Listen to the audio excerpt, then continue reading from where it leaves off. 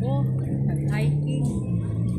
Kay napapagod man ako guys mag-upo doon guys sa restaurant. Galing po ako nag-breakfast sa restaurant kasama si Mr. at mga kapatid niya. I mean, pag sinasabi kong mga kapatid guys, yung mga ano tawag doon, brotherhood niya ba, yung mga best friend niya ba, na parang kababata niya ba, yung kasabay niya lumaki, kasabay niya ng mga bata siya, yung bata pa siya, mga kalaro niya. So ngayon, naglakad ako pa uwi kasi para ma-exercise, ka-exercise din konti. Malapit lang naman sa bahay kasi dito yung tambayanan namin ni Mr. mag-breakfast yung. Kumbaga, malapit lang yung, ay pasensya na kayo guys ha. Yung dila ko kasi pait. Yung kape ba na yun, nainom ko kanina sobrang pait. Malapit lang yung mga restaurant dito sa bahay. Sa tirahan namin.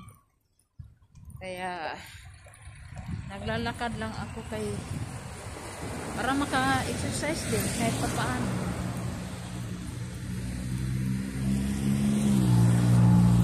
Bahon basura. Hindi pa nakuha ng baby keke ng truck ng basura.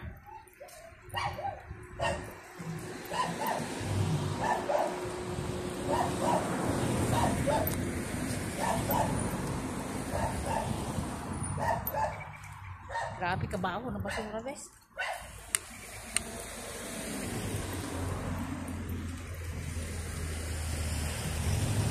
Nakatambak kasi yung mga basura dito. Hindi man napuro. Mga bahong tais.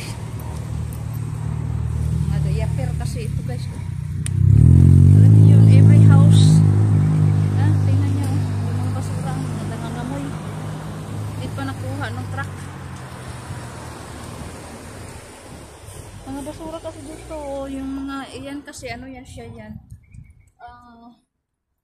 Confinement and therapy para sa mga babies na may mga problema ba, yung mga kailangan i-therapy or i-confine. So malapit na tayo, ang daming sasakyan guys, sobrang daming sasakyan.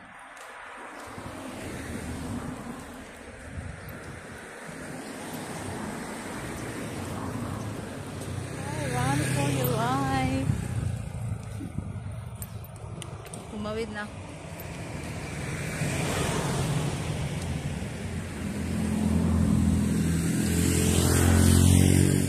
Mahapdi yung mata ko, antok ako guys, sobrang puyat ko kagabi. Nag-enjoy ako sa movie na pinapanood ko. Kaya nakatulog ako ng alauna, tapos nagising ako ng 4 o'clock. 4 hours lang yung tulog ko. Tapos nag-aya pa naman yung kaibigan ko na mamalingki daw kami. Sabi ko sa asawa ko kanina, doon lang ako maghintay sa restaurant. Pero nananakit yung puwet ko pagkaupo. Kaya umuwi na lang ako guys. Ayan, namumunga na naman yung mangga ni auntie. Oh, ang liliit. Ang liliit ng mga bunga. Kapitbahay namin ba? Dito magulo kasi yung ano nila, oh, ang basura hindi pa nakuha. Ay, agay.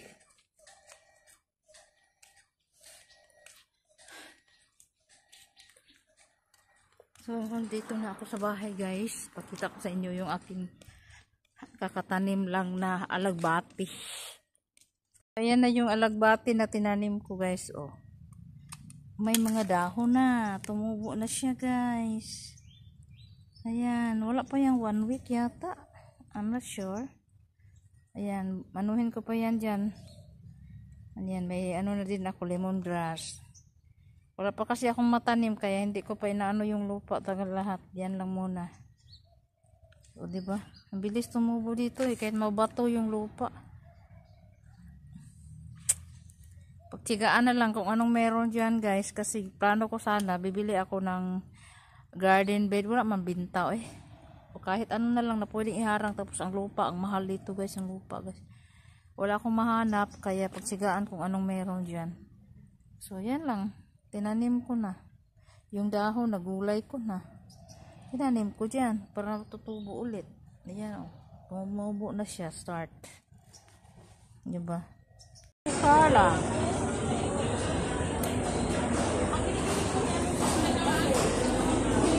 Almost 13.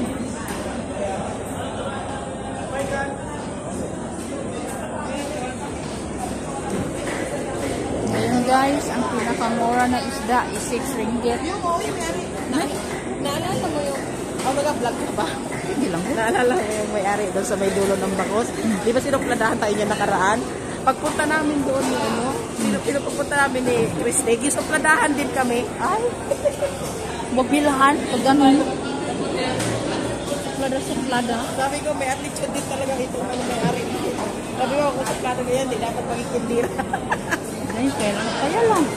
Kaya lang, ano ba? Hindi ako lato. Ito guys. Namalingki ang mga dunya guys. Kayo. Ikaw lang man oh. Yan naman yung kita yung nakalimutan mo. Yan na nga, yung nagbili ka. Dito din tayo bumili, di ba? Kay madam din. Salmon. Berapa kilo?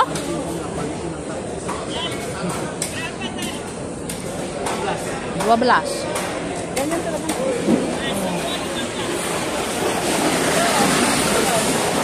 Ano salmon?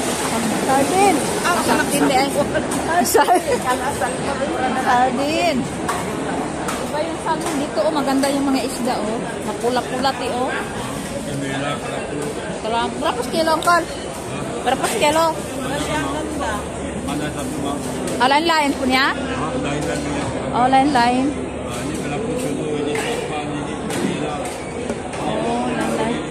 Ilan ang wala? Yan guys, libot na kami guys. Dito sa palengke ng Kota Kinabalu guys. Sumama lang talaga ako sa dalawang madam guys. Taga-video nila. Ayan oh. Ayan ang per kilo. Mahal lang Maraming isi yan. Ganyan lang yan. Pag ipaksiw yan, ang sarap talaga yan. Pati prito. Yeah, prito. Sarap din yan. Paborito ng papa ko yan. ano pangalan niya sa atin? Hindi ko na alam mga pangalan ng isda. Tagal ko dito, nakalimutan. Ang alam ko lang galunggong. Galunggong. Ayan na guys, ang mga per kilo ng mga isda dito sa Kota Kinabalu. Ang Kota Kinabalu guys, dumating ako dito guys, 21 years ago guys, ganito pa rin ang itsura, walang pagbabago. Siguro na ano din, pumasok din sa bulsa ng buhaya ang budget. Diba madam? Kota Kinabalu ha, in the city of Kota Kinabalu, public market or wheat market pala. So ito po, wala ko napilig isda, ambot, kung sa'y palito na ako. Gunahura, magod ko, kung sa'y kaunong sa anak. Ganun kaunong nila ba? Ano? Yung tindiro na lang palitin. Oo, pwede ba yun? Magpili mo na tayong nilabas pa. Buwang Wala talaga ba sa siya Junay. napili na isda, tindiro na lang. Ang problema, ako lang kakain, sila hindi. Ano ba kainin? Ano kainin? Ay, may QR pala, oh! Oh, mayroon. May mga QR Uy, mayroon. Yeah, boleh bayar QR. Di na ako mangutang, oy. Oh, di ba? Wala, sana all. Ay. Hiniram ko lang din to. Mura naman. Oh. Social na dito, guys. Pwede na pala magbayad ng QR online. Ano ba talaga, oy? Masarap din yan. Pwede prituin sa ihawin. Oh, yan. Kumakain si Johnny dyan. Yeah, masarap kaya yan. Himalayan?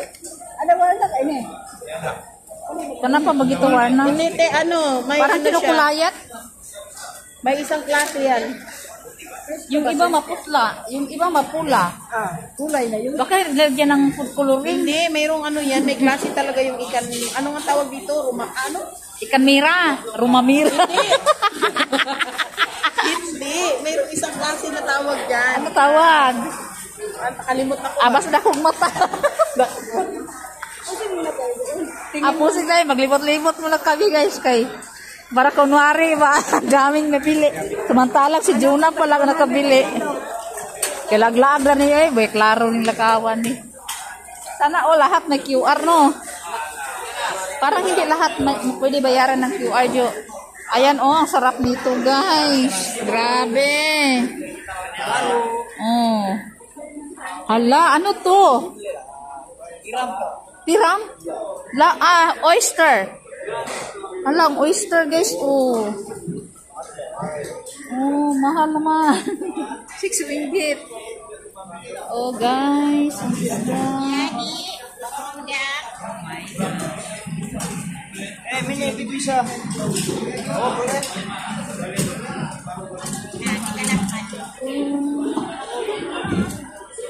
Ala, parang hindi lahat may QR din. Ayun lang, 25 lang. Ayun. Alos same lang sila, oh.